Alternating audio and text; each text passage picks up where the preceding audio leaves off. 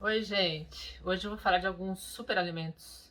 Provavelmente você já ouviu falar de algum alimento que é bastante importante para a sua saúde, e realmente tem alguns que se destacam, né, como tendo algumas propriedades mais excepcionais em relação aos alimentos em geral. Na verdade, eu não sei se é bem isso. Quando a gente fala de superalimento, por exemplo, depende do tanto que ele foi estudado. Se a gente falar do alho, o alho tem milhares de trabalhos a respeito dele, da sua composição, dos seus efeitos. Então a gente acaba entendendo que ele tem superpoderes e é melhor do que os outros. Mas na verdade, talvez isso se dê pelo fato dele ter sido muito estudado. Mas então vou falar do alho, já que eu citei ele como exemplo. E por que eu vou falar desses superalimentos por esses dias? Porque a gente não deve esquecer dos princípios de uma boa nutrição. Dois importantes princípios são o princípio da moderação e o princípio da variedade. Eu estou destacando isso porque a gente deve evitar focar num só alimento, entendendo que ele vai ter superpoderes em relação à nossa saúde, porque você pode até fazer com que esse alimento, consumido em excesso, seja tóxico para a sua saúde. Por isso, esse princípio da variedade, porque cada alimento tem uma função no nosso organismo, então a gente deve combinar os alimentos para ter o melhor efeito. O alho, com relação às suas propriedades positivas, ele tem algumas frações que a gente pode dividir, assim, grosso modo, na fração hidrossolúvel e na fração lipossolúvel. Então, quando você amassa o alho em água, você extrai as propriedades daquelas substâncias que se diluem na água. E quando você amassa o alho no óleo, você extrai aquelas substâncias que são carreadas por gorduras. A fração hidrossolúvel do alho, ela tem uma função principal antioxidante. Tem várias substâncias.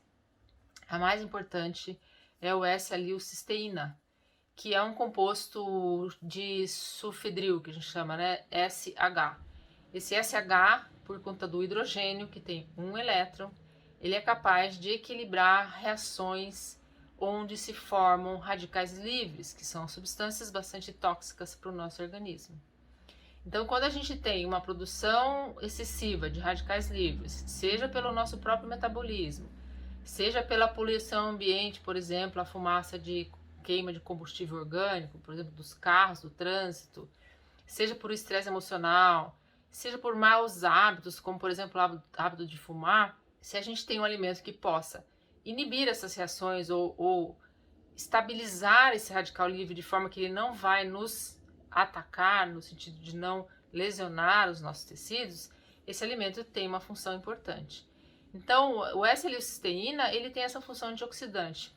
Por ter essa função antioxidante, ele ameniza a resposta inflamatória, ele protege as nossas artérias de lesões oxidativas, as nossas células neurológicas, e tem aí então essa função protetora até mesmo de células transformadas, que seriam as células cancerígenas.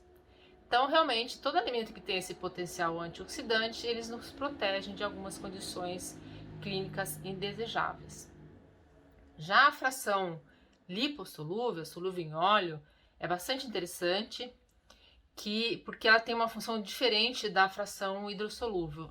A função principal dessa fração lipossolúvel é ativar um sistema enzimático que a gente tem no fígado, de um grupo de enzimas que a gente chama de sistema do citocromo P450. Esse grupo de enzimas é fundamental para o que a gente chama de detoxicação de xenobióticos, que é o nome geral que se dá a toda substância que pode ser tóxica ou que não é útil mais para o nosso metabolismo e precisa ser, então, convertida no fígado para substâncias que possam ser eliminadas na urina.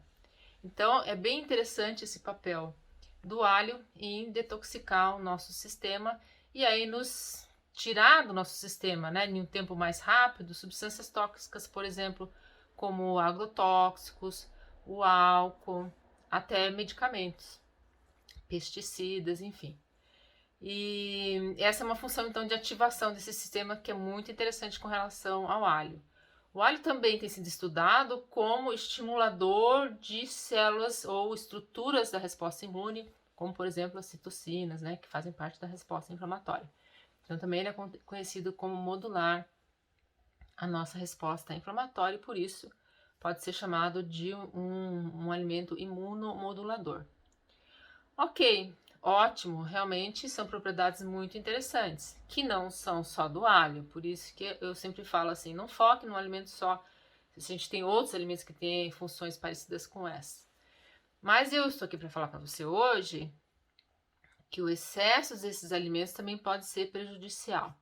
Então, no caso do alho, por exemplo, o consumo em excesso, ele pode fazer, por exemplo, que drogas que você use continuamente, então vamos supor que você precisa usar um medicamento todos os dias para resolver algum problema de saúde ou tratar, né, a longo prazo algum problema de saúde. Por ativar esse sistema do citocromo P450, o alho vai fazer com que alguns medicamentos fiquem menos tempo na circulação, ou seja, diminui a atividade desse medicamento, tornando esse medicamento ineficiente para o tratamento a que se propôs.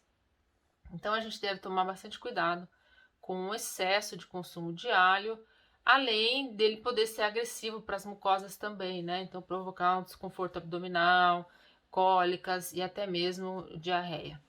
Então, essa é a dica com relação ao alho, falando para vocês então de algumas funções importantes, mas alertando de que a gente não deve exagerar no consumo desse alimento.